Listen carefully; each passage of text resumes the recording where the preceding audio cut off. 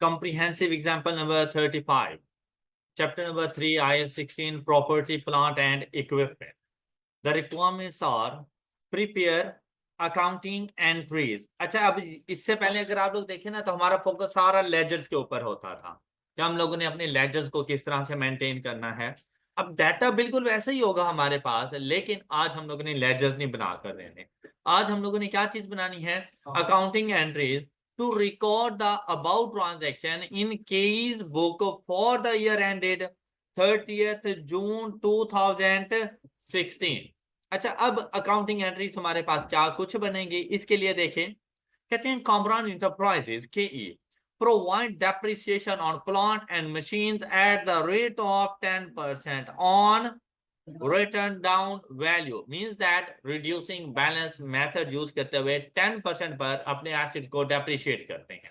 फिर depreciation is charged from the month the asset is available for use in operations up to its disposal from the month, means that proportionate basis पे चलेंगे। Full year depreciation हम लोग charge नहीं करने वाले। अगर कोई asset during the year purchase कर रहे हैं तो उसकी डेप्रिसिएशन सिर्फ उतने टाइम के लिए होगी जितना टाइम हम उसको यूज कर रहे हैं अपने पास। Then cost and of its plant and machines and the accumulated depreciation as on 1st July 2015 were rupees 75 million and rupees cost of plant is 75 million and its accumulated depreciation is 17 million। लेकिन कौन सी date पर? 1st जुलाई 2015। हमारे पास accounting year and कब हो रहा था? 30th जून 2016। तो basically उसने ये मुझे ओपनिंग बैलेंसेस बता दिए। क्या मैं ओपनिंग बैलेंसेस की भी अकाउंटिंग एंट्रीज रिकॉर्ड करूंगा? तो आंसर है नो। ये सिर्फ हमें दिया गया है क्योंकि eight the end of the year मैंने इन पर डेप्रिसिएशन एक्सपेंस तो चार्ज करना है ना, ये इसलिए इंफॉर्मेशन दी गई है। अदरवाइज इनकी किसी किस्म की कोई अकाउंटिंग एंट्रीज नहीं आ। अकाउंटिंग एंट्रीज आएंगी जो ड्यूरिंग द पीरियड हम लोग काम कर रहे हैं, जिनमें अगर आप लोग देखें the following information is available in respect of its plant and machines for the year end 30 June 2016। The first point is on 1st October 2015 a second hand machine was acquired from Chinese company for rupees, the machine was renovated and overhauled at a cost of rupees। तो आपको पता है कि renovation and overhauling charges basically capitalise होंगे अगर ये initial level पर हो रहे हैं। एसिड को अवेलेबल फॉर यूज बनाने के लिए हो रहे हैं तो हमारे पास ये कैपिटलाइज होते हैं। अब देखें, एसिड पहले से हमारे पास मौजूद नहीं था, हम लोग ले रहे हैं अपने पास एक एसिड, हमारे लिए वो एक न्यू एसिड है लेकिन बजाहिर वो एक सेकंड हैंड एसिड है। हमें वो एसिड पड़ा 15 मिलियन का, लेकिन वो हमारे अभी इस्तेमाल के काबिल नहीं है, अभी हमारे लिए अवेलेबल फॉर यूज नहीं है। अवेलेबल फॉर यूज लाने से पहले हम उस पर रेनोवेशन एंड ओवरहॉलिंग चार्जेस कर रहे हैं, तो ये इसकी कॉस्ट का पार्ट बन जाएंगे। लेकिन साथ ही हमें बता दिया गया अगर क्वेश्चन साइलेंट रहता तो हम 15 + 3 = 18 मिलियन हम लोग जाके कैपिटलाइज कर लेते और उनको बता देते, क्योंकि ये on the acquisition of asset initially renovation and overhauling charges थे, इसीलिए हम लोगों ने इनको कैपिटलाइज कर दिया। लेकिन साथ में उसने क्या कहा? कहते हैं 25% ऑफ दिस एक्सपेंडिचर, दिस से क्या मुराद? इस 3 मिलियन का 25% which is equal to 0.75 million was in respect of purchase of consumables। consumables हमारा रेवेन्यू एक्सपेंडिचर है, हमारे एक्सपेंसेस हैं। कहते हैं कि 15 मिलियन का हम लोगों ने एक सेकंड हैंड प्लांट लिया, उस पर renovation and overhauling charges 3 million के हैं, लेकिन इस 3 मिलियन में से 0.75 मिलियन हमारे कंज्यूमेबल्स हैं, तो 0.75 मिलियन हमारा एक्सपेंस बन जाएगा। जबकि रिमेनिंग जो अमाउंट है, अब 3 मिलियन का 75% 2.25 मिलियन वो हमारी कॉस्ट ऑफ एसिड का पार्ट बन जाएगा। तो हमारी जो एसिड की वैल्यू बनेगी वो बनेगी 17.25 मिलियन। हमारा जो प्लांट अकाउंट होगा, अब हम लोगों ने जर्नल एंट्रीज बतानी है। अब इसकी जर्नल एंट्री क्या बनेगी? प्लांट अकाउंट को डेबिट करेंगे बाय ₹15 प्लस 2.75। मतलब अगर आपने इसकी वर्किंग शो करनी हो ना तो आप इस तरह से कीजिएगा, 15 प्लस 3 मिलियन का 75% विच इज इक्वल टू 17.25 से प्लांट को डेबिट करोगे। साथ में आपने एक एक्सपेंस भी कर दिया। एक्सपेंस कितनी अमाउंट का है? 0.75। ये आपका एक्सपेंस हो जाएगा, ये प्लांट को चार्ज करेंगे, ये आप लोगों के एक्सपेंसेस का पार्ट बनेगा। तो बैंक के थ्रू आपने पे कितना किया? इन टोटल 15 प्लस 3 आपने कितना पे किया था? तो ये इसकी जर्नल एंट्री बन गई। Any problem? सिंपल सी थी ट्रांजैक्शन, ये जाकर आप लोगों ने रिकॉर्ड कर दी। आई होप कि आपको ये वाली जर्नल एंट्री क्लियर है सब बच्चों को। अच्छा, मैंने अमाउंट इन रुपीज मिलियन लिखी हुई है और इन्होंने amount in rupees 1000 round of कर दी है। इसके अलावा और कोई डिफरेंस नहीं है। किसी को प्रॉब्लम फर्स्ट ट्रांजैक्शन में? सेकंड ट्रांजैक्शन देखें, कहते हैं on 1 November 2015 KE transferred a machine having a list price of rupees from its stock in trade to its engineering department। साथ में कहते हैं KE sells machines at cost plus 25%। अच्छा, अब इसका क्या मतलब है? कहता है कि भाई हमारे पास बेसिकली तो जो मशीन्स है ना हमारी इन्वेंट्री है। मीन्स दैट अगर इधर देखें, इसने क्या बिजनेस में कहीं आपको बताया था कि उसका बिजनेस क्या है? नहीं। लेकिन जहां पर जाकर हमें पता चला कि उसने आपसे कहा कि भाई मेरा stock in trade, stock in trade से मुराद होते हैं हमारी इन्वेंट्री। हमारी इन्वेंट्री में एक हमारा एसिड मौजूद था, और जब इन्वेंट्री में था तो अगर मैं बाहर उसको सेल करता ना तो उसकी सेलिंग प्राइस 10 मिलियन की थी, कि मैं उसको 10 मिलियन में जाकर बाहर सेल कर देता। लेकिन क्या हुआ कि वो एसिड हमें अपने यूज के लिए चाहिए था, तो हमने उसको इन्वेंट्री से हटाकर अपने इंजीनियरिंग डिपार्टमेंट में लेकर आ गए। मतलब अब क्या हम उसको फॉर सेल पर्पस लाए हैं? अपने इंजीनियरिंग डिपार्टमेंट में आए तो उसका पर्पस क्या हो गया हमारे पास? यूजेज। हमने अब उसको यूज करना है, यूज करना है तो वो मेरा एसिड बन गया। बात क्लियर? अच्छा, इसका मतलब ये कंफर्म हो गया कि जो मेरा एसिड अकाउंट है, प्लांट अकाउंट, वो डेबिट हो जाएगा। और ये चीज मैंने अभी परचेज नहीं की, मैंने कहां से लेकर आया मैं इसको? तो ऐसा नहीं है जैसे मेरा इन्वेंट्री का लेवल कम हो जाएगा तो मैं अपनी इन्वेंट्री को क्रेडिट कर दूंगा, इन्वेंट्री अकाउंट को क्रेडिट कर दूंगा। ये बात आपको समझ आ गई होगी। इन्वेंट्री की जगह पे एक और चीज भी क्रेडिट हो सकती है, परचेजेस। लेकिन डिफरेंस क्या आएगा? कब परचेजेस और कब इन्वेंट्री? अगर पीरियोडिक सिस्टम है तो परचेजेस, और अगर परपेचुअल सिस्टम है तो इन्वेंट्री। जब मेंशन नहीं है आप कुछ भी लिख लो, आपको फर्क नहीं पड़ने वाला। ओके। अच्छा, फिर चलें। अब बात ये आती है कि भाई इसके सामने वैल्यू क्या लिखें।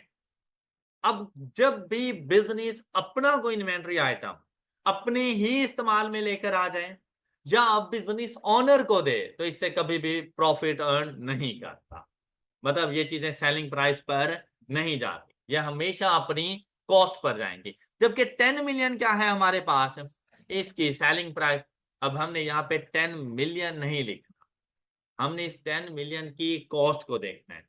तो कॉस्ट के लिए उसने क्या कहा? जब भाई हम लोग जो सेलिंग प्राइस चार्ज करते हैं वो कॉस्ट प्लस 25%। मतलब अगर कॉस्ट है 100, 100 प्लस 25% इज इक्वल टू मेरी सेलिंग प्राइस 125%। मेरी सेलिंग प्राइस 125% है। तो अब हम क्या करेंगे? 10 million divided by and multiplied by, तो आंसर आ जाएगा ये इसकी जर्नल एंट्री हो गई। किसी को डाउट? All clear? ये सेकंड एंट्री, आई होप कि आपको समझ आ जाएगी। नेक्स्ट, अब देखें क्या ये इजी मार्क्स नहीं है अगर इस तरह की कोई ट्रांजैक्शन आप लोगों के पास आ जाएं। ओपनिंग और क्लोजिंग की कोई जर्नल एंट्री नहीं, आपने देखना है कि ड्यूरिंग द ईयर हम लोग क्या क्या ट्रांजैक्शन कर रहे हैं relating to non current assets, और उन ट्रांजैक्शंस की हम लोग रिकॉर्डिंग करते जाएंगे। अब थर्ड ट्रांजैक्शन क्या है, on 1 January 2016 certain parts of plant were added at a cost of rupees to extend its। अब इस बार ने मुझे बताया कि भाई आपने कैपिटलाइज करना है, तो सिंपली जाओ और कैपिटलाइज कर दो। क्या करेंगे, प्लांट अकाउंट को डेबिट कर देंगे और बैंक अकाउंट को क्रेडिट कर देंगे bye 4 million,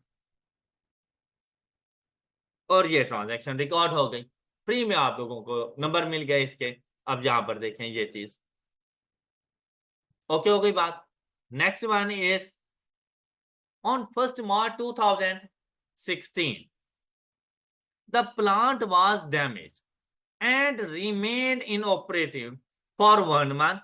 KE spent an amount of rupees 3 million on repairs to restore the plant in working condition। अब देखो, अब इस 3 मिलियन के एक्सपेंस से उसकी ना तो एफिशिएंसी इंक्रीज हो रही है, ना उसमें कोई इंप्रूवमेंट आ रही है, ना उसकी यूजफुल लाइफ इंक्रीज हो रही है। हम उसको वर्किंग कंडीशन में लाने के लिए इतना कुछ कर रहे हैं, और ये डैमेज हुआ था, तो ये 3 मिलियन आप लोगों के पास एक्सपेंस आउट हो जाएगा। तो हम लोगों ने जाके रिकॉर्ड करना है repair and maintenance expense account debit and bank account. देखिए क्वेश्चन साइलेंट हो, हम लोग पेबल्स पे भी जा सकते हैं, लेकिन आप लोग प्रेफर क्या करो कि आप कैश को एंड बैंक को डेबिट या क्रेडिट क्या करो। और मोस्टली जब मिलियंस की बात होती है तो कैश नहीं, बैंक को डेबिट क्रेडिट किया करो। ऑल राइट, और यहां पर आके आप लिख दोगे 3 मिलियन, और ये ट्रांजैक्शन आपको यहां पर मिल गई। क्लियर हो गई ये बात। अच्छा नेक्स्ट देखें, ऑन 1 अप्रैल 2016 मतलब ड्यूरिंग द ईयर क्या हुआ, अ machine which was purchase on 1 जुलाई 2012। अच्छा देखें, ईयर के बिल्कुल स्टार्ट में हम लोगों ने परचेज की, हमारा अकाउंटिंग ईयर स्टार्ट हो रहा है 1 जुलाई, और हमने परचेज भी कब की, 1 जुलाई, मतलब इसके ऊपर फार्मूला अप्लाई हो सकता है। फिर देखें क्या कहता है, 4 rupees was completely damaged and sold for rupees। अब जैसे ही आप डिस्पोजल की एंट्री पर जाओगे ना, तो भाई आपको एक चीज तो कंफर्म हो गई कि भाई एक्यूमुलेटेड डेप्रिसिएशन डेबिट करेंगे, लेकिन अभी मुझे पता नहीं है कि डेबिट करें कितनी अमाउंट से। ऑलराइट, लेकिन मुझे ये पता है कि इसके अगेंस्ट मेरी सेल प्रोसीड्स कितनी है, बैंक अकाउंट कितनी 1.2 मिलियन। मुझे ये भी पता है, अब ये वाली लाइन मैं छोड़ दूंगा क्योंकि मुझे ये नहीं पता कि प्रॉफिट है या लॉस है। और फिर जाके मैं लिखूंगा प्लांट अकाउंट को क्रेडिट कितने से, कॉस्ट से, और कॉस्ट गिवन है, मैं यहां पे 12 मिलियन लिख दूंगा। बात क्लियर। अच्छा अब जाकर मैं इसकी क्यूमुलेटेड एप्रिसिएशन फाइंड कर लेता हूं। इसकी क्यूमुलेटेड एप्रिसिएशन कैसे आएगी, इसके लिए अगर देखें तो भाई डेट ऑफ डिस्पोजल क्या है, 1 अप्रैल। तो आपने ना, ये तो ड्यूरिंग द ईयर हो गई ना ये बात, आप इसको अपने करंट ईयर के बिल्कुल स्टार्ट में लेकर आओ। तो जब करंट ईयर का स्टार्ट आपका कौन सा हो रहा है, 1 जुलाई 2015। करंट ईयर का स्टार्ट कब हो रहा है, 1 जुलाई 2015। तो आप ना इसको 1 जुलाई 2012 से 1 जुलाई 2015 तक लेकर आओ, तो कितना अरसा लगेगा, 3 इयर्स। 3 इयर्स के लिए फार्मूला अप्लाई कर दो, और इसकी WDV की वैल्यू आपके पास क्या आ जाएगी, 12 इंटू 1 माइनस 10% था, रेज टू पावर, तो वैल्यू आएगी 8.748। ये आपके पास इसकी WDV एज एट 1 जुलाई 2015 है। Am I right? और अब आपने इसको लेकर आना है ऑन डेट ऑफ डिस्पोजल। तो रिड्यूसिंग बैलेंस मेथड था, तो इस WDV को डेप्रिशिएट करोगे 8.478 multiplied by 10% and multiplied by 1 जुलाई से 1 अप्रैल तक 9/12। तो देखिए ये डेप्रिसिएशन एक्सपेंस कितना बनेगा 0.6561। अच्छा ये जो भी आंसर आया है ना इस WDV में से ये 9 मंथ्स की डेप्रिसिएशन लेस कर दो। फिर ये बात समझ आई है आपको? ओपनिंग WDV में से for the year depreciation expense less कर दो, आपको आंसर क्या मिलेगा 8.0919 को 2 कर रहा हूं, ओके राउंड ऑफ करके। अच्छा अब बात सुनिएगा, ये है WDV at the date of disposal. WDV at the date of disposal. क्या आपको WDV चाहिए? आपको क्या चाहिए? तो एक्यूमुलेटेड डेप्रिसिएशन कैसी आएगी 12 माइनस 8.092। तो आपके पास एक्यूमुलेटेड डेप्रिसिएशन का बैलेंस कैसे कितना आ गया है 908 3.908। ये आपके पास एक्यूमुलेटेड डेप्रिसिएशन आ गई। अच्छा अब देखें डेट ऑफ डिस्पोजल पर एसिड की वैल्यू क्या थी 8.09। एसिड डैमेज हो गया था, इस वजह से वो जस्ट 1.2 मिलियन में जाके सेल हुआ है। तो प्रॉफिट देखे गए या लॉस देखे गए? लॉस देखे गए तो प्रॉफिट और लॉस अकाउंट डेबिट होगा या क्रेडिट होगा? डेबिट। तो यहां पर आ गया प्रॉफिट और लॉस अकाउंट। अब देखें बैलेंसिंग वैल्यू कितनी आ रही है आप लोगों के पास 6.892 और ये जर्नल एंट्री हमने रिकॉर्ड कर दी। अब यहां पर देखें बैंक में से 1.2 मिलियन 12,000 हमारा एसिड, एक्यूमुलेटेड डेप्रिसिएशन 3908, ये देखिए मैंने सेम लिखा हुआ है अमाउंट को, और हमारे पास लॉस आ गया 68। अब यहां तक ना आपकी तमाम द ट्रांजैक्शन हम लोगों ने अकाउंट फॉर कर दी। अच्छा बच्चा मिस्टेक पता है क्या करता है, बच्चे ने जैसे ये 4 ट्रांजैक्शन रिकॉर्ड की मूव टू नेक्स्ट क्वेश्चन, एक बहुत इंपॉर्टेंट जर्नल एंट्री रिकॉर्ड करना ही भूल गया, और वो क्या थी depreciation expense to accumulated depreciation. आपसे कहा गया था prepare accounting entries to record the about transaction for the year end 30 June 2016। तो यहाँ पर डेप्रिसिएशन एक्सपेंस की एंट्री भी आनी थी हमारे पास, तो आप लोगों ने उसको इग्नोर नहीं करना। अक्सर बच्चे जस्ट ट्रांजैक्शन रिकॉर्ड करते हैं और अगले क्वेश्चन पर मूव कर जाते हैं। अब हम लोग वर्किंग करेंगे कि for the year depreciation expense हमारे पास कैसे आएगा। यहां तक किसी स्टूडेंट का कोई क्वेश्चन? हाँ जी, ये इनिशियल WDV का पता चला था फार्मूले। कॉस्ट ऑफ एसिड 12 मिलियन, 1 जुलाई 2012 से लेकर 1 जुलाई 2015 तक 3 साल गुजर गए हैं। रिड्यूसिंग बैलेंस मेथड है, आप फार्मूला अप्लाई करो तो ओपनिंग WDV आपके पास ये आ जाएगी। इस पर डेप्रिसिएशन चार्ज करो till the date of disposal, तो वो 9 मंथ्स के बाद डिस्पोजल हुआ था, तो इस साल का डेप्रिसिएशन एक्सपेंस ये है। अब इस कैरिंग अमाउंट में से ये डेप्रिसिएशन एक्सपेंस लेस किया, तो ये जो कैरिंग अमाउंट है ना, ये कैरिंग अमाउंट है at the date of disposal. अब कॉस्ट में से WDV को माइनस कर दो कैरिंग अमाउंट को, तो ये जो अमाउंट है ये आप लोगों के पास आ गई आपकी एक्यूमुलेटेड डेप्रिसिएशन। ये जर्नल एंट्री के तौर पे रिकॉर्ड की, और ये वाली जो अमाउंट हमारे पास आई है ये हम लोगों ने बैलेंसिंग वैल्यू के तौर पे फाइंड कर दी। आप क्लियर है सब बच्चों को? कोई और क्वेश्चन किसी का? ट्रांजैक्शन की नरेशन वगैरह लिख लेना अच्छी बात है, क्योंकि उसने मना भी नहीं किया हुआ था। ओके, और बिल्कुल ऐसे ही हम लोग जैसे कोई मशीन परचेज किया तो purchase of machinery, disposal of machinery, इस किस्म की बातें, नरेशन मना नहीं किया गया तो आप लोग लिख लेना अपने पास। ऑलराइट। अच्छा अब चलते हैं डेप्रिसिएशन एक्सपेंस की कैलकुलेशन की तरफ। देखिए भाई डायरेक्टली जाकर सोल्यूशन ना देखा करो कि हमारे पास डेप्रिसिएशन एक्सपेंस क्या आ रहा है, आप लोग ना खुद से कैलकुलेशन करो बड़ी समझदारी के साथ। मेथड ऑफ डेप्रिसिएशन क्या है? रिड्यूसिंग बैलेंस मेथड है तो क्या मुझे कॉस्ट ऑफ एसिड चाहिए? नहीं, मुझे क्या चाहिए? WDV ऑफ एन एसिड चाहिए। बिल्कुल सही बात है। स्टार्ट ओपनिंग एसिड की वैल्यू के साथ क्या करो? ओपनिंग वैल्यू कैसे आएगी? 75 minus 17 which is equal to 58।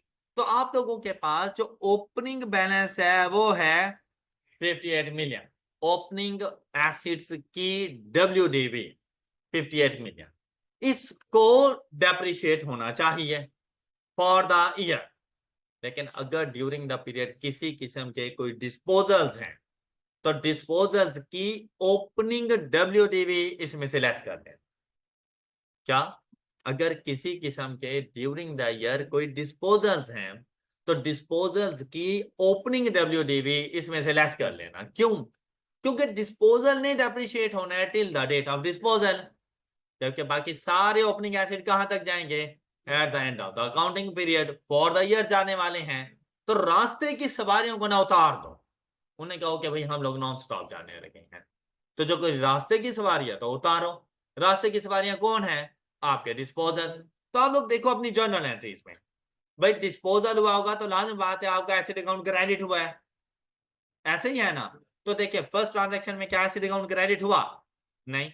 Second transaction में क्या एसिड अकाउंट क्रेडिट हुआ? नहीं। थर्ड में, फोर्थ में, लेकिन फास्ट में, लास्ट में, ये जो फोर्थ डिस्पोजल है, एसिड अकाउंट हो गए हैं। लेकिन एसिड अकाउंट के लिए आप 12 मिलियन नहीं जाके माइनस करते हो, क्योंकि 12 मिलियन तो उसकी कॉस्ट है। आपने क्या माइनस करनी है?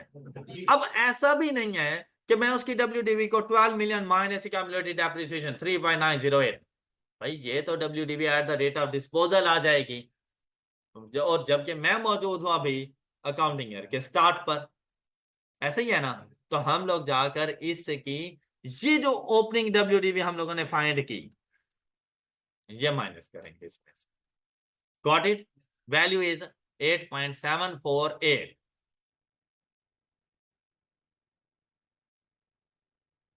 वैल्यू आ जाएगी मेरे पास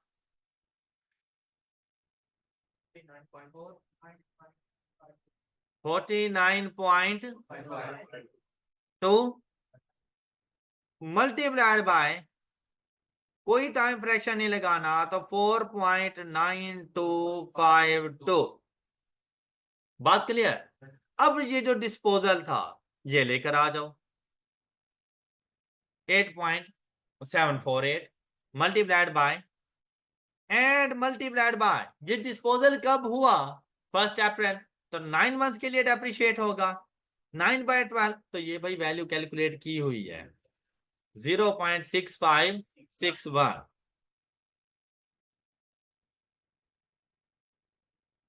जब ओपनिंग और डिस्पोजल को डेप्रिशिएट कर लो तो एडिशंस की तरफ आ जाया करो। अब जर्नल एंट्रीज में पहली जर्नल एंट्री, आपने प्लांट को डेबिट किया हुआ है, कितनी अमाउंट से? 17.25, ये एडिशन है।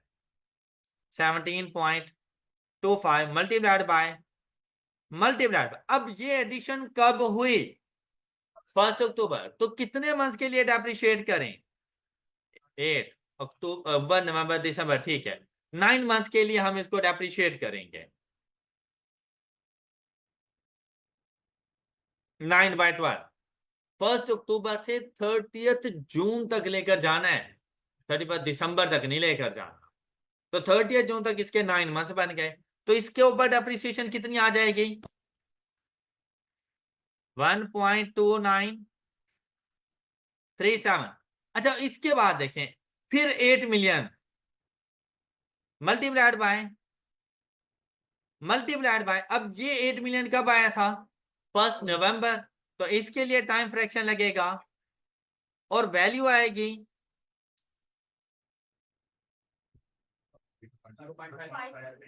0.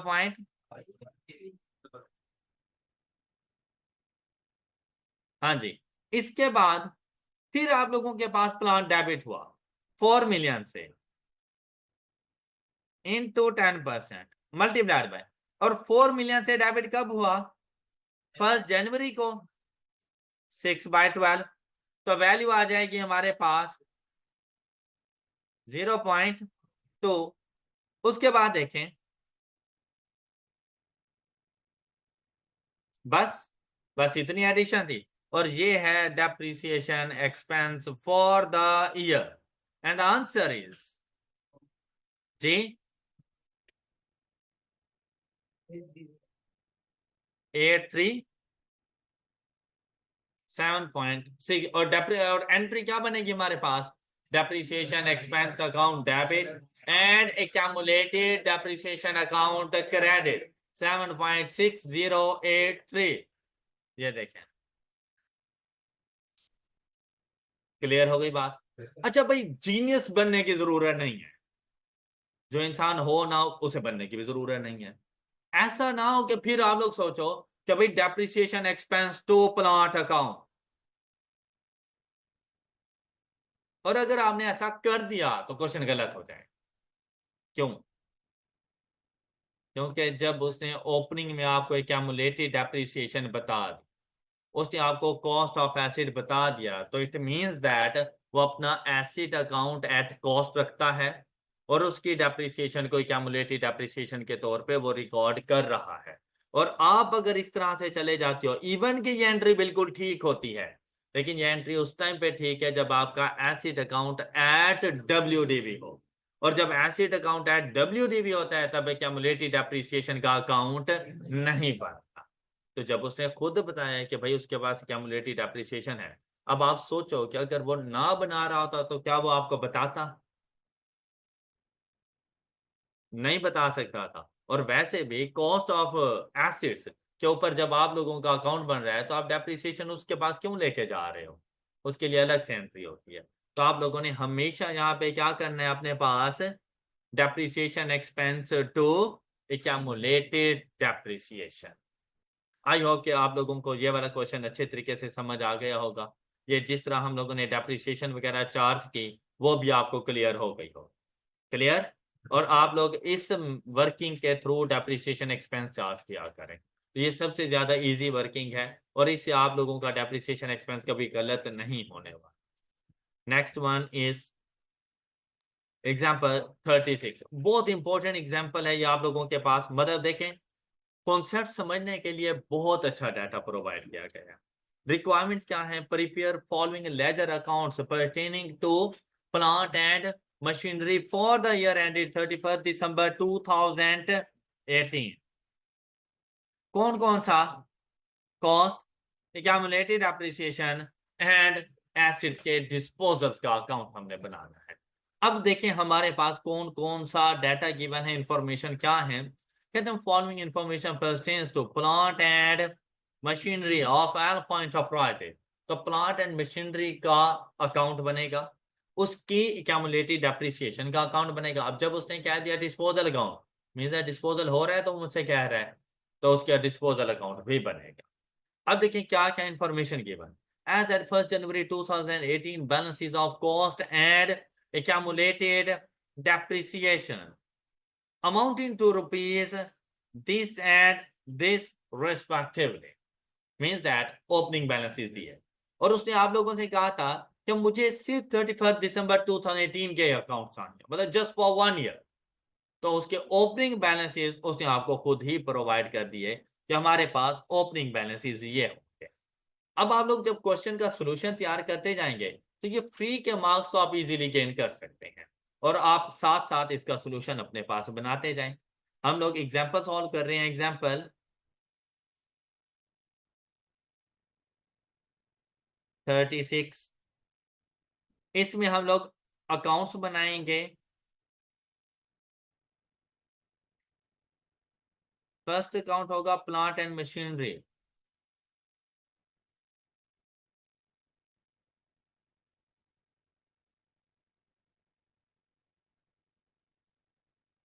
अप्रोक्सीमेटली एक ही साल के लिए है तो तकरीबन मुझे इतने ही स्पेस चाहिए होगी। इसके साथ एक और डाटा हमारे पास, एक और अकाउंट बन जाएगा विच इज एक्यूमुलेटेड एप्रिसिएशन। अच्छा, और साथ में एक एटलीस्ट एक डिस्पोजल अकाउंट बना दे। लेकिन क्या आपको याद है मैंने आपसे कहा था कि आपके पास जितने डिस्पोजल्स हों आपने उतने ही डिस्पोजल अकाउंट बनाने हैं। भाई ये मर्ज कर भी रहे हों तो कोई फर्क नहीं पड़ता। आपने अलग अलग बना दिया। अच्छा, अब दो अकाउंट्स तो कंफर्म है, कौन कौन से? प्लांट एंड साथ में एक्यूमुलेटेड डेप्रिसिएशन का अकाउंट। यहां तक कोई इशू? अच्छा, अब देखो आपने यहां पर जाके सिंपली इनके बैलेंस ब्रॉट डाउन लिखने हैं, बैलेंस ब्रॉट डाउन। अच्छा, अमाउंट्स काफी हैवी हैवी हैं, और जैसी मेरी नजर पड़ी कि उसने टेबल में राउंडिंग ऑफ की हुई है इन ₹1000, तो क्यों ना हम लोग भी इन ₹1000 चले जाएं। तो हम लोग जाएंगे और यहाँ पे लिख देंगे ऑल अमाउंट्स इन रुपीज, ये क्वेश्चन के स्टार्ट में लिख दिया करें। फिर चाहे वर्किंग भी होगी तो हमें पता है कि हम लोग 1000 में चलते हैं। ओपनिंग बैलेंस हमारे पास क्या आ जाएगा? 12700। देखिए भाई, हैवी से हैवी क्वेश्चन भी आ जाए ना, और अगर आप लोग उसको एक अच्छे तरीके से लेके चलोगे, आप बड़े सुकून से 80% मार्क्स गेन कर सकते हो। आराम से इतने मार्क्स आ जाएंगे। आपको सब कुछ आता होता है, सिर्फ यह है कि अपने आप को रिलैक्स रखो, इस बात का कॉन्फिडेंस रखो कि भैया ये 16 पढ़ा हुआ है, मैंने, मुझे आता है, मैंने डिस्पोजल की प्रैक्टिस की हुई है, मैं थोड़ी सी वर्किंग करूंगा तो मुझे आंसर मिल जाएंगे। ये अपने आप को खुद से तसल्ली दो। फिर चाहे वो क्वेश्चन 20 मार्क्स का भी क्यों ना हो, फिर चाहे वो क्वेश्चन 1.5 पेजेस का भी क्यों ना हो, आप लोग इजीली सॉल्व कर लोगे उसको। अब जैसे ही आप लोग इधर आए तो आप लोग क्या जाके लिखोगे? Balance of accumulated appreciation on credit side 6240। अच्छा, अब देखो जैसे ही हम एक एक एडजस्टमेंट करते जाएंगे, ऐसा नहीं है जैसे मेरा क्वेश्चन शॉर्ट होता जाएगा। अच्छा, क्या मुझे दोबारा से फर्स्ट एडजस्टमेंट पढ़ने की जरूरत है? और एटलीस्ट मुझे एक नंबर तो वो दे ही चुका होगा। ओके, नेक्स्ट वन इज, कहते हैं ऑन 1 अप्रैल 2018, मतलब अकाउंटिंग ईयर की के दौरान कुछ ऐसा इवेंट हुआ जिसके बारे में वो बता रहा है। क्या कहता है? कहता है old machine having fair value of rupees. अच्छा, पढ़ते ही ना जरा माइंड में क्लिक हो जाता है, कोई एक्सचेंज ट्रांजैक्शन करने लगे। अगर एक्सचेंज ट्रांजैक्शन ना होती, मुझे फेयर वैल्यू ना बताता ओल्ड मशीन। बात समझ आई है? ओल्ड मशीन की फेयर वैल्यू, और वो है 340। कहते was exchange for a new one. अच्छा, उसी टाइम पता चल गया डिस्पोजल थ्रू एक्सचेंज हो चुका है। ऑलराइट, तो आपका एक तीसरा अकाउंट पहले से रेडी था, और इसमें आप लोगों ने जाके लिख देना है अपने पास डिस्पोजल। लेकिन ये सिंपल डिस्पोजल नहीं है, ये डिस्पोजल थ्रू एक्सचेंज अकाउंट। अच्छा, अब आपको बहुत सी ऐसी वैल्यूज मिलने वाली हैं जो सिंपली जाकर आप लोगों ने रिकॉर्ड कर देनी है। मसलन मुझे पता चल गया कि डिस्पोजल थ्रू एक्सचेंज है, तो मेरा प्लांट एंड मशीनरी अकाउंट इसके अगेंस्ट क्रेडिट भी होगा।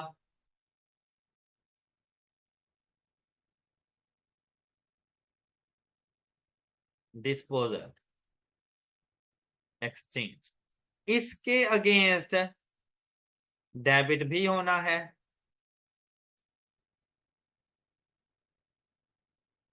क्या ऐसा नहीं है? तो क्या मेरा disposal account plant and machinery के अगेंस्ट डेबिट क्रेडिट नहीं होगा? प्लांट एंड मशीनरी अकाउंट, और इधर भी plant and machinery account. All right, फिर अगर मैं अपना एक एसिड डिस्पोज करने जा रहा हूं, तो लाजमी बात है उसकी एक्यूमुलेटेड डेप्रिसिएशन भी डिस्पोजल अकाउंट में जाएगी। अब एक्यूमुलेटेड डेप्रिसिएशन डेबिट हो रही है इसके अगेंस्ट, तो डिस्पोजल अकाउंट इसके अगेंस्ट क्रेडिट हो जाएगा। और ये बातें कंफर्म है कि ये चीजें आए। अच्छा, अब जैसे ही क्वेश्चन को देखा, भाई मुझे तो अभी फेयर वैल्यू मिली, मेरे माइंड में क्लिक हुआ कि भाई फेयर वैल्यू न्यू एसिड की कॉस्ट को डिटरमिन करने के लिए यूज होती है। एम आई राइट? तो मुझे मेरे ओल्ड एसिड की फेयर वैल्यू का पता चल गया है। एसिड गिवन अप की फेयर वैल्यू मुझे मालूम है। कहते हैं the balance of the purchase price, मतलब न्यू एसिड की जो भी परचेज प्राइस थी उसका बैलेंस हमने पे किया थ्रू अ चेक ऑफ ₹680। हमने पे किया तो डिस्पोजल अकाउंट डेबिट और bank account credit through our cheque. तो यहां पर आकर आप लिख दोगे कितनी अमाउंट पे की हम लोगों ने, 680, कैश ट्रांजैक्शन इन्वॉल्व हो गई। साथ में the list price of the new machine is rupees this. तो भाई मुझे list price of new asset से कोई ताल्लुक नहीं है। क्यों? क्योंकि मेरे पास fair value of asset given up मौजूद है। ऑलराइट। और न्यू एसिड अपनी लिस्ट प्राइस पर रिकॉर्ड नहीं होगा, अपनी फेयर वैल्यू पे होता है रिकॉर्ड, लेकिन कब? जब आपके पास ओल्ड एसिड की फेयर वैल्यू ना हो तब। कहते हैं the old machine had been acquired for rupees this on 1 September 2000।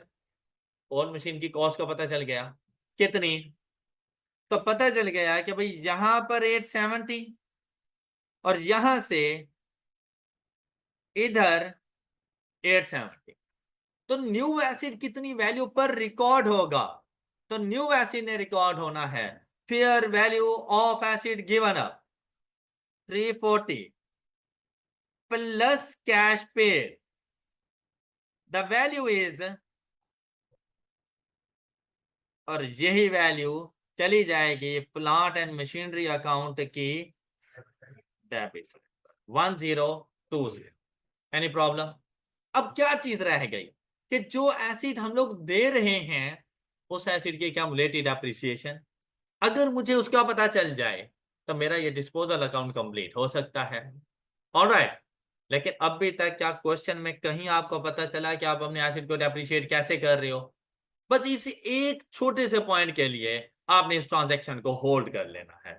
लेकिन अगर आप लोग देखें तो मैक्सिमम पोर्शन इसका सॉल्व हो नहीं गया। सिर्फ क्या है कि क्यूमुलेटेड डेप्रिसिएशन ही तो देखनी है। तो वो जब डेप्रिसिएशन मेथड का पता चलेगा और रेट का, हम उस टाइम पे जाके कैलकुलेट कर लेंगे। कोई इशू यहां तक? नेक्स्ट ट्रांजैक्शन पे चलें।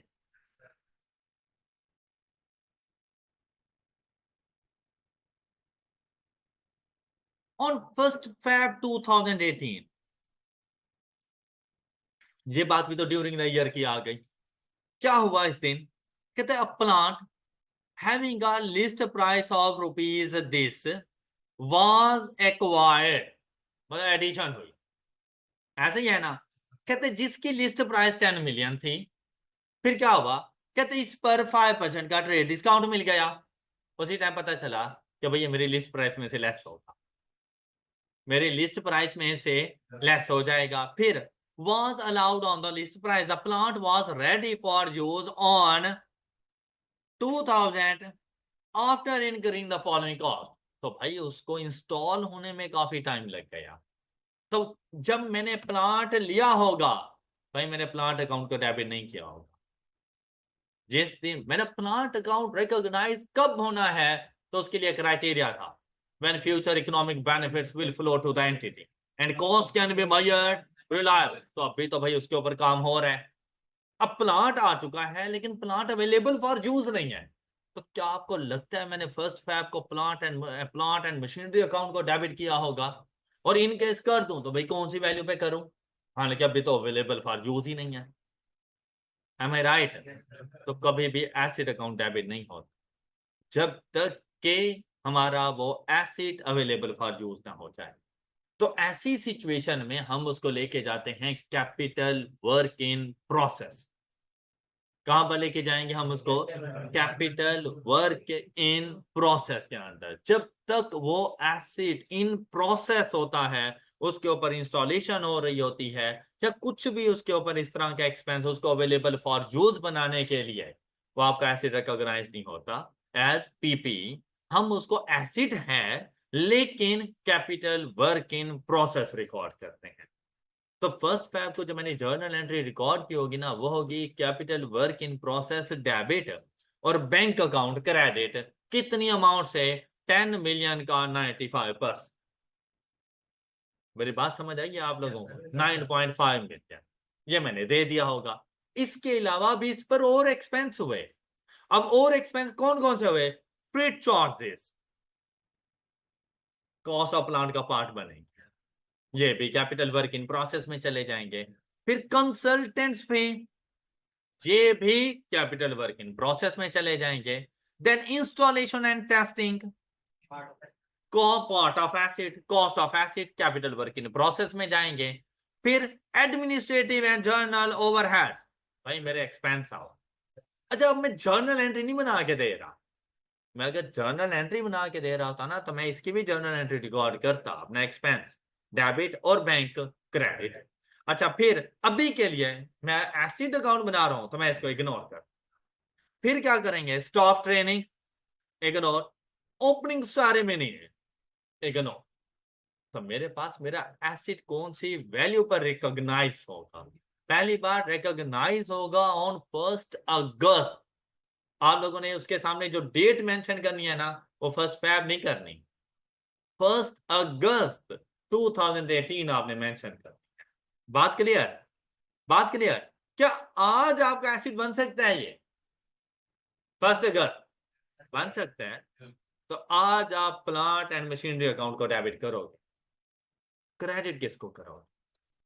बैंक तो ऑलरेडी पहले से क्रेडिट है, आज दोबारा से उनको क्रेडिट नहीं करना।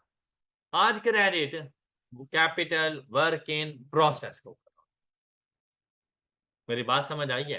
तो अब कैपिटल वर्क इन प्रोसेस से निकाल लोगे और एसिड का पार्ट बना दोगे, अपने पास पीपी का पार्ट बना दोगे, तो capital work in process credit हो जाए। डन। कितनी अमाउंट से? अब आपने इसकी कॉस्ट को मेजर करना है। अब इसके लिए देखो, डायरेक्टली तो नहीं बताया गया था, सही कह रहा हूं ना? तो आप लोगों ने क्या करना है, आप जाओगे अपने पास अपने वर्किंग नोट्स में, वर्किंग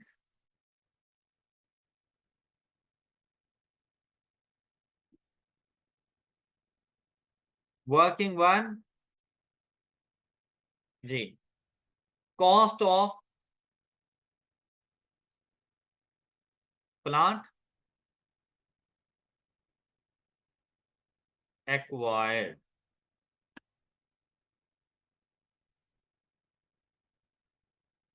हाँ जी, अब ये वाली वैल्यू आपके पास कैसे आएगी?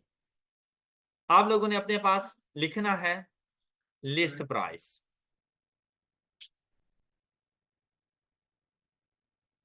अब आपने 10 मिलियन नहीं लिख देना, अमाउंट इन रुपीज 1000 ले रहे थे ना हम लोग, आपने 10,000 लिख, लेस ट्रेड डिस्काउंट,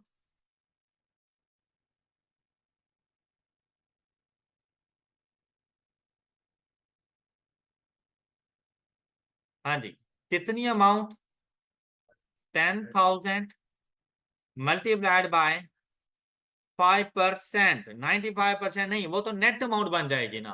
मैं ट्रेड डिस्काउंट फाइंड करना चाह रहा हूं, which is 5% of list price, which is equal to 5।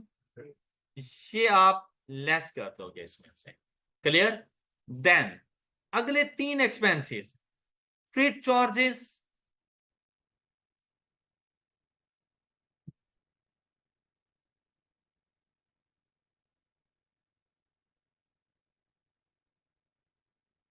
Is equal to, then consultants fee,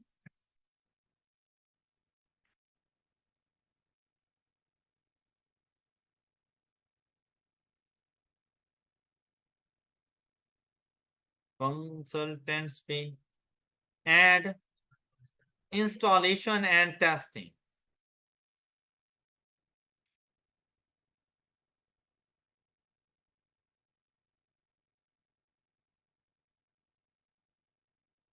installation and testing,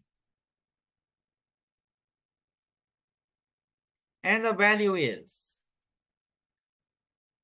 11,300। और ये जाकर अपने पास रिकॉर्ड करोगे एसिड अकाउंट की डेबिट साइड पर, क्या लिखेंगे, बैंक ना लिख देना। कहां से पता चला वर्किंग, और वैल्यू,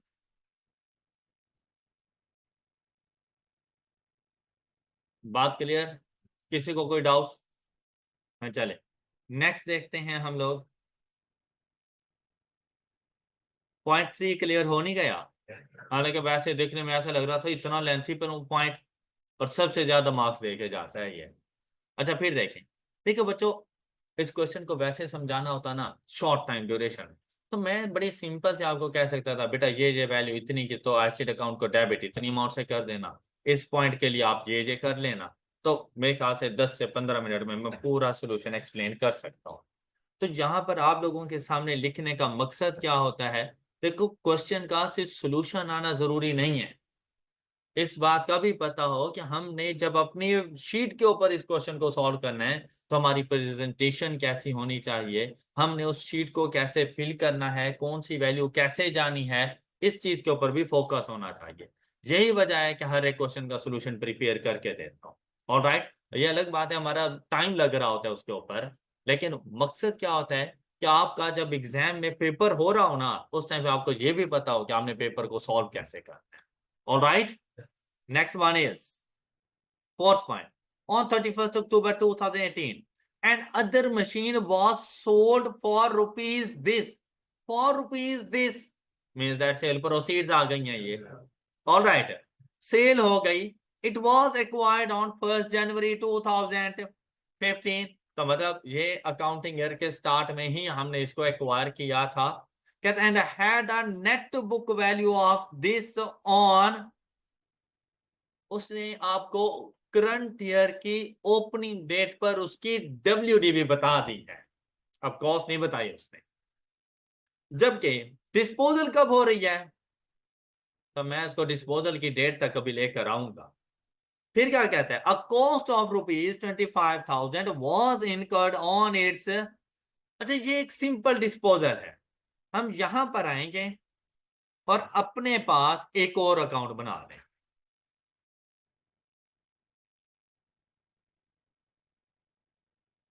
डिस्पोजल अकाउंट।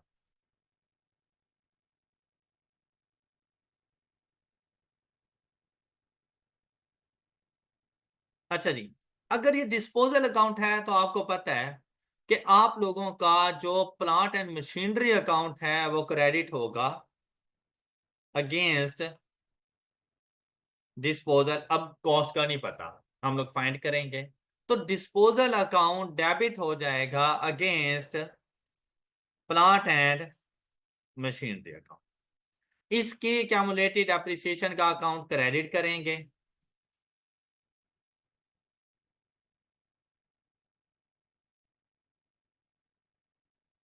और डिस्पोजल अकाउंट को इसके अगेंस्ट क्रेडिट किया, सॉरी, उसको डेबिट करेंगे और इसको क्रेडिट, एक्यूमुलेटेड डेप्रिसिएशन अकाउंट।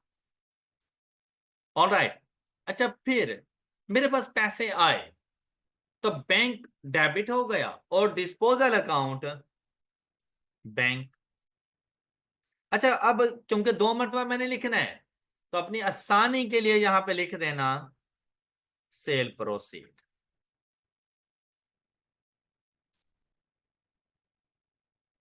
और वो अमाउंट कितनी आई है हमारे पास 334, और मैंने इसके ऊपर कुछ एक्सपेंस किया, तो disposal account debit and bank account credit. अब ये क्या था, incurred on it disposal cost, इसको लिख देना डिस्पोजल कॉस्ट।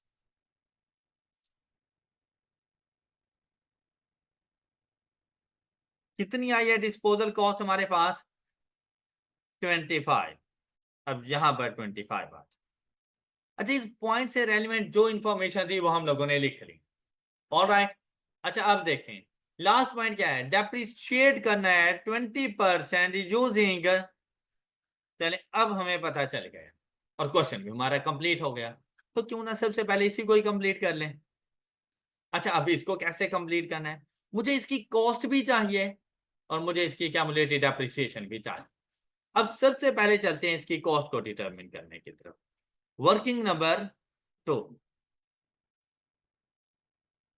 अच्छा भाई अगर आप इस हेडिंग के इसकी हेडिंग भी देना चाहो आप पे डिपेंड करता है, अगर आपके पास टाइम हो।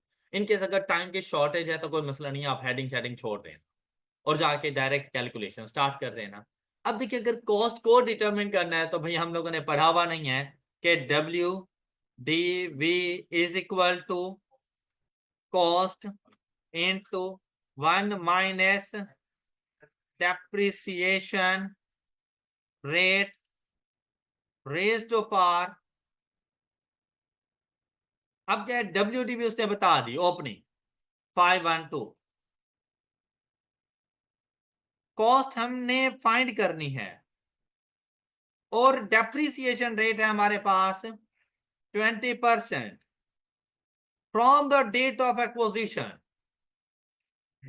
विच इज 1 जनवरी 2015 कंप्लीट 16 17 कंप्लीट 3 साल। 18 अभी स्टार्ट हो रहा है, 18 को शामिल नहीं करना अभी। 3 साल कंप्लीट हो गए तो रेज टू पावर 3 यहां से आपको मिल जानी है cost of disposal which is equal to. तो ये तो सबसे पहले जाके लिखो यहां पर 1000 और इधर आप लोगों के पास आ गया 1000। बात क्लियर हो गई। और साथ में रेफरेंस वर्किंग टू। जी किसी को डाउट? वर्किंग टू से पता चला। अच्छा जैसे ही मैंने देखा तो मैं भाई अपना एसिड अकाउंट तो कंप्लीट कर सकता हूं ना। क्या मेरा एसिड अकाउंट कंप्लीट हो नहीं गया? भाई बाकी वर्किंग करने से पहले इसको कंप्लीट कर लेना। जैसे ही इसको कंप्लीट किया इसकी डेबिट साइड का total 25020 25020 and balance carried down. जी 23 और ये एसिड अकाउंट आपका कंप्लीट। ऑलराइट। अच्छा अब क्या चीज, अब डिस्पोजल की एक्यूमुलेटेड एप्रिसिएशन रहती है तो एक्यूमुलेटेड एप्रिसिएशन फाइंड करते हैं यहीं से ही। अच्छा अब एक ही एसिड से रेलिवेंट ये वर्किंग चल रही है, आप इसकी सब वर्किंग को चाहें तो वर्किंग 2.1 का नाम भी दे सकते हैं और अगर सेम सीक्वेंस के साथ चलना चाहें तब भी कोई इशू नहीं है। अब नेक्स्ट देखें हमने क्या करना है इसके लिए। भाई जो इसकी डब्ल्यूडीवी थी ओपनिंग हम इसको डेप्रिशिएट करेंगे स्टार्ट ऑफ ईयर से लेकर डेट ऑफ डिस्पोजल तक। स्टार्ट ऑफ ईयर से लेकर डेट ऑफ डिस्पोजल। तो डेट ऑफ डिस्पोजल क्या थी हमारे पास 21 अक्टूबर। तो हमारे पास कितना टाइम लग गया 10/12। तो हम इसको कितना डेप्रिशिएट करेंगे इस टाइम ड्यूरेशन में 85 तो इसकी WDV at the date of disposal 512 minus 85.33 तो डब्ल्यूडीवी क्या आएगी 426.67। क्लियर है ये बात? क्लियर? तो इसकी क्यूमुलेटेड डेप्रिसिएशन क्या बनेगी 1000। इस 1000 का कहां से पता चला था वर्किंग टू से माइनस कर दो WDV at the date of disposal तो वैल्यू आ जाएगी आपके पास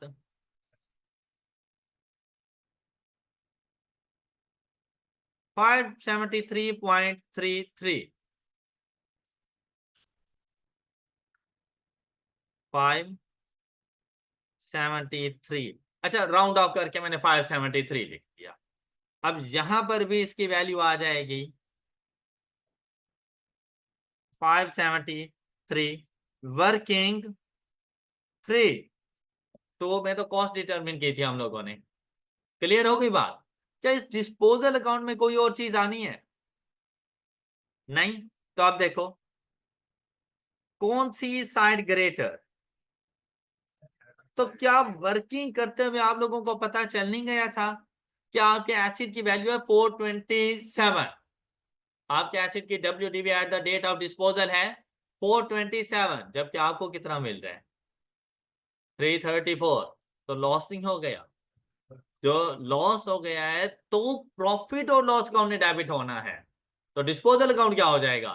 क्रेडिट। तो आपके पास जो बैलेंसिंग वैल्यू आएगी वो इधर आएगी।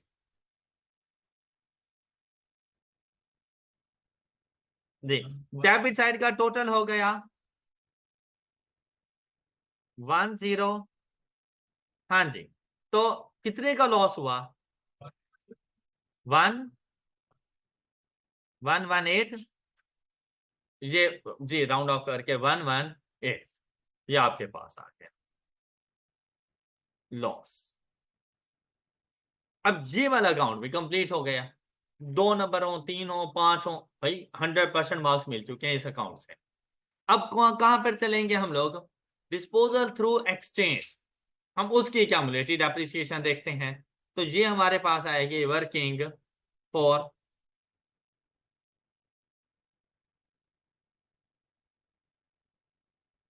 अच्छा, अब उसके लिए क्या डाटा गिवन था हमारे पास? डिस्पोजल थ्रू एक्सचेंज .2, क्या क्या चीजें गिवन थी? कॉस्ट ऑफ एसिड गिवन थी 870 on 1 September 2015, mid of the year, direct formula नहीं अप्लाई हो सकता। ऑलराइट, और डेट ऑफ डिस्पोजल इज 1 अप्रैल 2018। तो इसके लिए हम लोगों ने चलना है बिल्कुल डिफरेंट वर्किंग की तरफ। कैसे? 1 सितंबर 2015,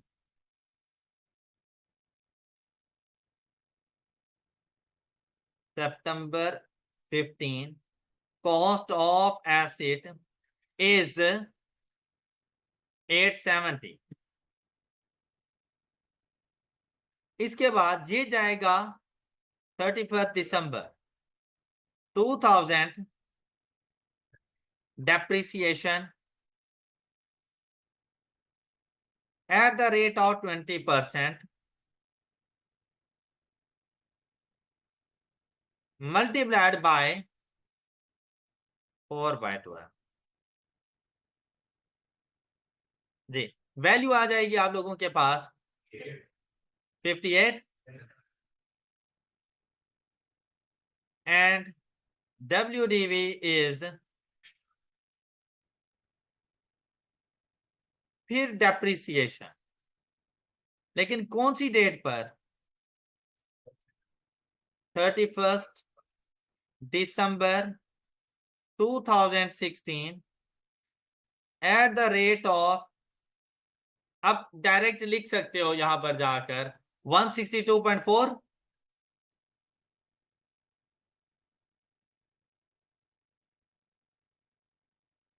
तो ये WDV क्या आएगी मेरे पास? 649.6। अब हमने जाना है 31 दिसंबर 17 depreciation expense eight the rate of, अब इसका 20% 129.92। तो WDV आएगी 519। अब जाने डेट ऑफ डिस्पोजल पर, विच इज 1 अप्रैल 2018।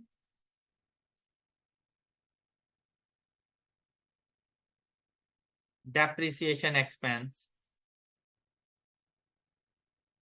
अच्छा अब ये कैसे कैलकुलेट करेंगे? 519.68 multiplied by and multiplied by 3/12, 25.6 and WDV at the date of disposal for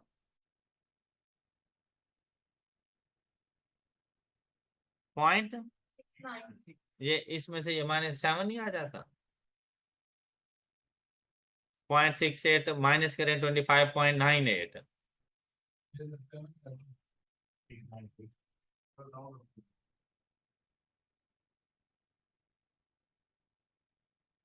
अच्छा ये बात सबको क्लियर। तो एक्यूमुलेटेड डेप्रिसिएशन क्या बनेगी?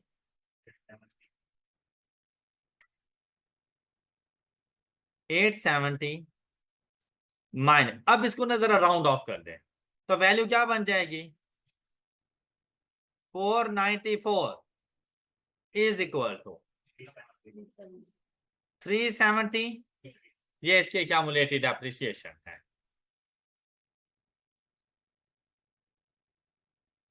Three 76 working for 376। क्लियर? अब ये वाला अकाउंट भी हम लोग क्लोज कर सकते हैं और यहां पर आप लोगों को प्रॉफिट हो गया, लॉस हो गया,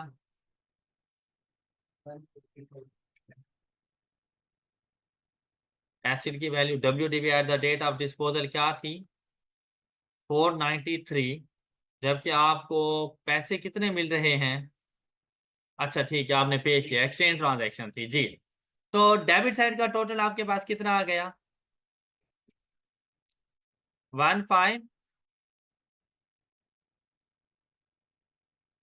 तो प्रॉफिट और लॉस अकाउंट में जाकर हम लोग रिकॉर्ड करेंगे as balancing value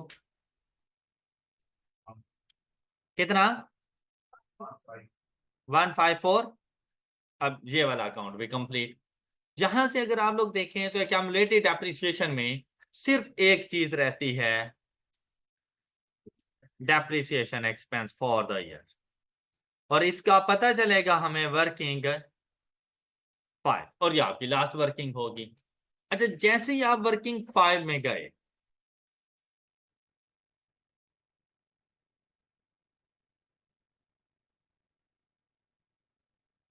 depreciation expense, तो आपके पास डेप्रिसिएशन एक्सपेंस कैलकुलेट करने का मेथड कौन सा है?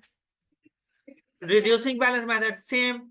ओपनिंग कॉस्ट ऑफ एसेट्स में से ओपनिंग एक्यूमुलेटेड डेप्रिसिएशन लेस कर दें।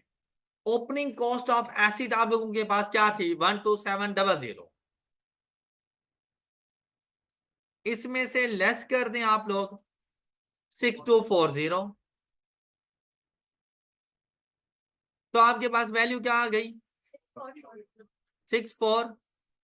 अच्छा अब आप लोग ना अपने अकाउंट्स को देखा करें, जब आप लोगों के अकाउंट्स बने हुए हैं तो आप लोग अकाउंट्स को देखें, यहां पर देखें क्या आपके पास कोई डिस्पोजल हुआ? आंसर मिला यस, दो डिस्पोजल हुए, तो दोनों डिस्पोजल्स की ओपनिंग WDV आपने इस वैल्यू में से माइनस कर दें। अब आप लोगों ने डिस्पोजल की इससे पहले वर्किंग कर चुके हो, तो जब वर्किंग कर चुके हो तो आपको ओपनिंग WDV का पता है। अब आप लोग देखें भाई, एक डिस्पोजल की ओपनिंग WDV तो उसने क्वेश्चन में आपको खुद ही बता दी थी, और वो क्या थी?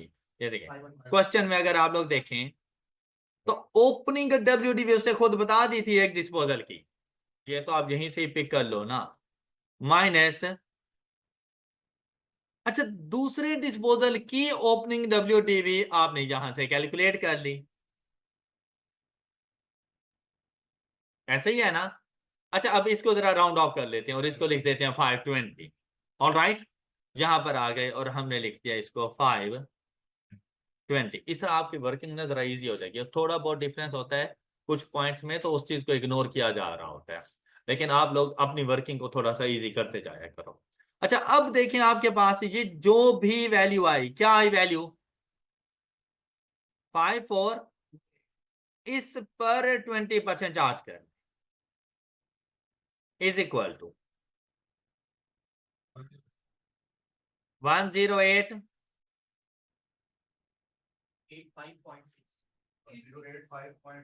अच्छा अब 512 को लेकर आओ एंड 520 को, इनको डेप्रिशिएट करो।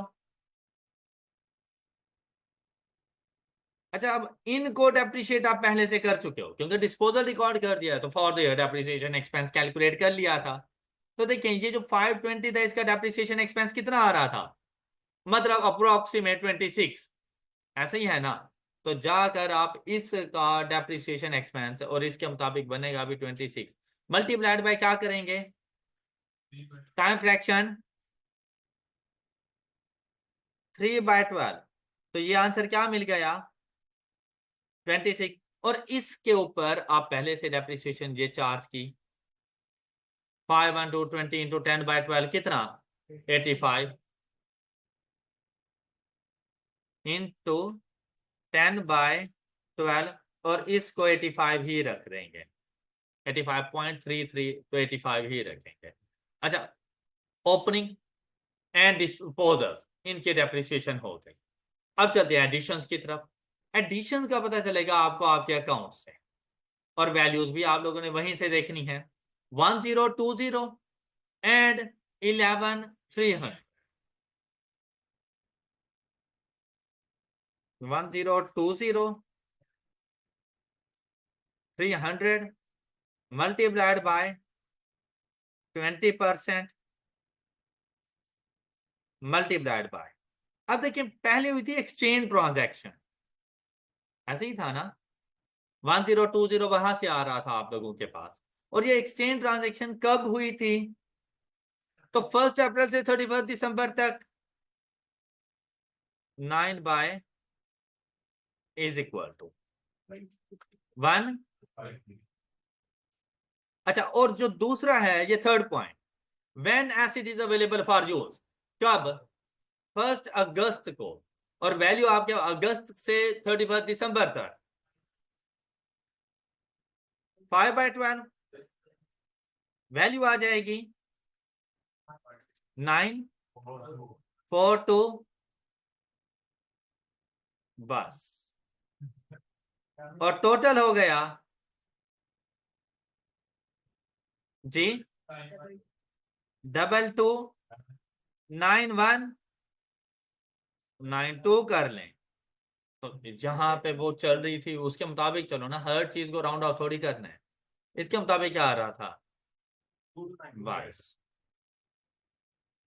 हाँ जी ओके, साथ में बस आएगी, ट्रक बन गया वो, तो अपने पास रखो। नेक्स्ट 2292, 2292 इसकी क्लोजिंग जी, क्रेडिट साइड का टोटल 8532, यार ऐसा ना करो भाई, मेरी कैलकुलेशन के मुताबिक मुझे टोटल बताओ, ये बुक में से देखकर मुझे बताने की कोई जरूरत नहीं है, जैसी मैं कैलकुलेशन कर रहा हूं मुझे टोटल उसके मुताबिक बताओ। ये ज्यादा जीनियस बनने की जरूरत नहीं है कि आपने बुक ओपन की हुई है और उसमें से सॉल्यूशन देख देख के मुझे बताए जा रहे हैं, तो हम जरा भी इंप्रेस नहीं हो रहे आप लोगों से। आप 1 सेकंड के बाद बता दें लेकिन खुद से कैलकुलेट करके बताएं। 8532 and the balance carried down is 7583, और आपका क्वेश्चन कंप्लीट हो गया। जब आप इतना काम कर लें, देखिए आपसे क्या कुछ पूछा गया था, सिर्फ अकाउंट्स बन गए अकाउंट, अब आपने आके चेक करना है। देखें यहां पर आंसर क्या आ रहा था 23150, आप गए यहां पे चेक किया 2315, भाई जब क्लोजिंग ठीक है तो मतलब ऊपर एंट्रीज ठीक है, तो अभी तो क्लोजिंग ठीक आया है, क्लोजिंग गलत होता तो मतलब कोई ना कोई ऊपर ट्रांजैक्शन गलत हो चुकी है। फिर गए आप लोग अपने नेक्स्ट अकाउंट में, and the next account is 7583, देखो 7583 आपके पास आंसर आ चुका है, और बाकी आपकी सारी वैल्यूज भी बिल्कुल सेम सेम है, ठीक है सारी। फिर आप आए एसिड डिस्पोजल अकाउंट, तो इसने मर्ज किया हुआ है, तो जब मर्ज किया हुआ है तो इसको लॉस कितने का आया 272 को लॉस हो गए इन टोटल। अच्छा, हम चेक करते हैं तो हमें लॉस कितने का आ रहा है, 154 प्लस 118 इज इक्वल टू, बस सब कुछ बिल्कुल ठीक है, बात क्लियर। और इसी के साथ आज तक हम लोगों ने डी रिकॉग्निशन को बहुत अच्छे तरीके से डिस्कस कर लिया। नेक्स्ट लेक्चर में इंशाल्लाह हम लोग सब्सीक्वेंट मेजरमेंट के बारे में डिस्कशन करेंगे, मतलब बिल्कुल अब न्यू टॉपिक्स हमारे स्टार्ट होने लगे हैं और हम लोग सब्सीक्वेंट मेजरमेंट को डिस्कस करेंगे। अपना बहुत सा ख्याल रखिएगा, अगले लेक्चर में मिलते हैं। अल्लाह हाफ़िज़।